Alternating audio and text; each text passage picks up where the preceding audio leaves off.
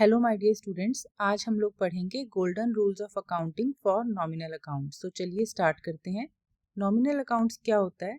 Nominal accounts ऐसे accounts हैं जो कि रिलेटेड हैं बिजनेस के सारे ही एक्सपेंसेस, लॉसेस, इनकम्स और गेन्स के साथ। एक्सपेंसेस के अंदर आएंगे salary, wages, purchases, transportation, telephone, mobile bill, यानी कि बिजनेस द्वारा किए गए सारे ही खर्चे एक्सपेंसेस अकाउंट्स में आएंगे। और इनकम्स अकाउंट के अंदर आएगा कमीशन रिसीव्ड, रेंट रिसीव्ड, कोई भी सेल बिजनेस ने किया है तो उससे हमें होने वाली इनकम, वो इनकम अकाउंट्स में आएगा। लॉस अकाउंट, बिजनेस को कोई भी लॉस होता है, loss by theft, loss by fire, loss by accident, किसी भी प्रकार का अगर कोई नुकसान होता है तो वो लॉस अकाउंट्स के अंदर आएगा। और आएगा इसके अंदर प्रॉफिट अकाउंट। प्रॉफिट अकाउंट के अंदर क्या आएगा? बिजनेस ने कोई भी एसेट सेल किया तो उससे उसे प्रॉफिट मिला, कोई इनकम जनरेट हुई तो वो प्रॉफिट अकाउंट्स के अंदर आएगा। तो जी अभी ये क्लियर है हमें कि नॉमिनल अकाउंट्स के अंदर expenses, income, losses, profit accounts आते हैं और इनके अंदर क्या क्या आता है।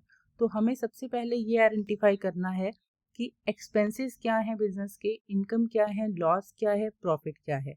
फिर हम गोल्डन रूल्स ऑफ अकाउंटिंग का जो थर्ड हमारा है रूल फॉर नॉमिनल अकाउंट्स उसको अप्लाई कर पाएंगे। तो हमारा थर्ड रूल है debit all the expenses and losses and credit all the incomes and gains. तो इसको हम एक समझते हैं एक सिंपल से एग्जाम्पल के साथ। तो चलिए स्टार्ट करते हैं। Salary paid to employees ₹5,000। तो यहाँ पर बिजनेस ने एम्प्लॉयज को 5,000 रुपये सैलरी पे किया है। और कैसे किया है? By cash. तो कैश किसके अंदर आएगा? कैश है हमारा एसेट अकाउंट। एसेट अकाउंट हमारा आता है रियल अकाउंट के अंदर।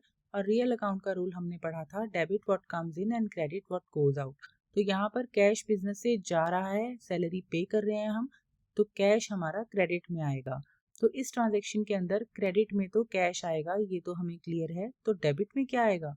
डेबिट में देखिए सैलरी हमारा एक्सपेंस है, बिजनेस का खर्चा है सैलरी। और एक्सपेंस क्या होता है? एक्सपेंस नॉमिनल अकाउंट्स में आता है। और नॉमिनल अकाउंट्स का रूल क्या है? Debit all the expenses and losses and credit all the incomes and gains. और सैलरी क्योंकि एक्सपेंस है इसलिए हम सैलरी को डेबिट कर देंगे।